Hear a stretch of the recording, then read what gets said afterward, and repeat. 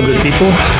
As you can see, I've taken the forks off this bike. They're now lying on the ground there, next to the forks that will replace them, which are from a Suzuki Hayabusa. Question could be asked, why did I take these forks off and why am I replacing them with those forks? And the answer is I've always wanted to replace the original forks, which are these, because they're not inverted forks, and I wanted to put inverted forks on them. But the real reason I'm replacing these forks is because I loaded this thing up onto the trailer after dropping the bike the night before. I put straps on the handlebars and then tightened them down, and I think I blew seals out of the forks that were on it because there was all sorts of liquid that came down. So that gave me the excuse to do what I've wanted to do for a long time, which is put on inverted forks. So I went out and made the decision to do that, and that's why this is going down. Alrighty, the first challenge in swapping out these forks was changing the Triple G from the Triumph to a Gixxer. So unfortunately, this is the Triumph insert that goes into the head tube. And on the bottom we have a metric taper roller bearing, the diameter of which is, the inside diameter is 30 millimeters, the outside is 55 millimeters, and the height is 17 millimeters, which is exactly the same specs as the Gixxer bearing, except for the Gixxer bearing uses ball bearings, as you can see here. That wasn't really a problem. What became a problem was the top. The top for the Triumph uses a sealed bearing, this thing right here, and the diameter for this sealed bearing was 25 millimeters inside diameter, 52 millimeters outside diameter, and 15 millimeters tall or height. So because the diameter of this bearing was smaller than the diameter of its bottom bearing and the Hayabusa bearing, I had to get a sealed bearing which had those two dimensions, so a 30 millimeter inside diameter with a 52 millimeter outside diameter, and I did find one, and it cost a lot of money. The next problem was the dust cover plate for the top here. This is the one that's on the Hayabusa, and this is the one that goes on the Triumph.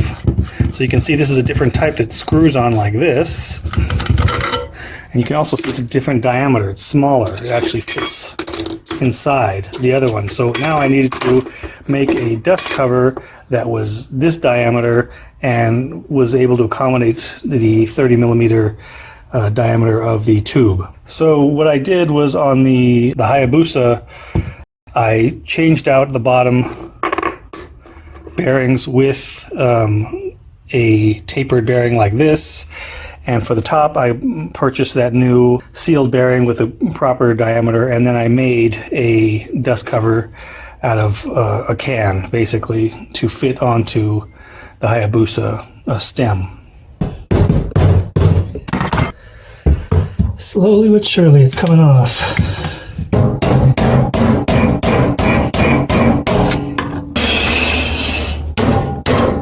Thank you, Lord. Fucking piece of shit.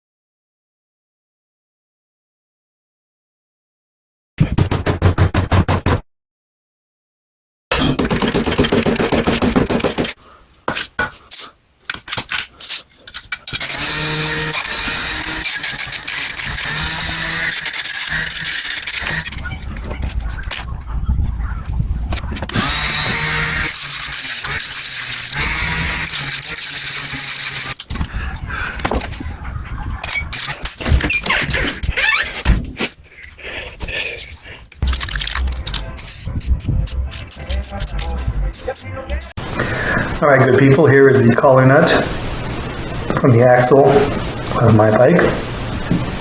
It has been reduced in length by 14.5 millimeters.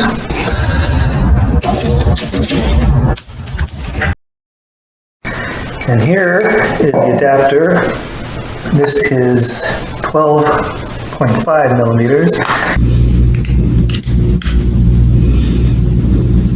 And it was cut from a adapter I bought on eBay, which was actually 2 inches long. This I cut down from 2 inches.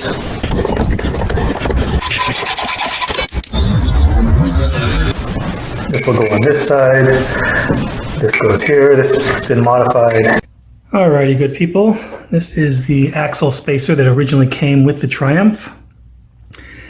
It is 25 millimeters inside diameter, 35 millimeters outside diameter, and 21.25 millimeters in length. Now I could have taken this and cut off 8.75 millimeters to make a spacer the correct size, but instead I bought that one off eBay.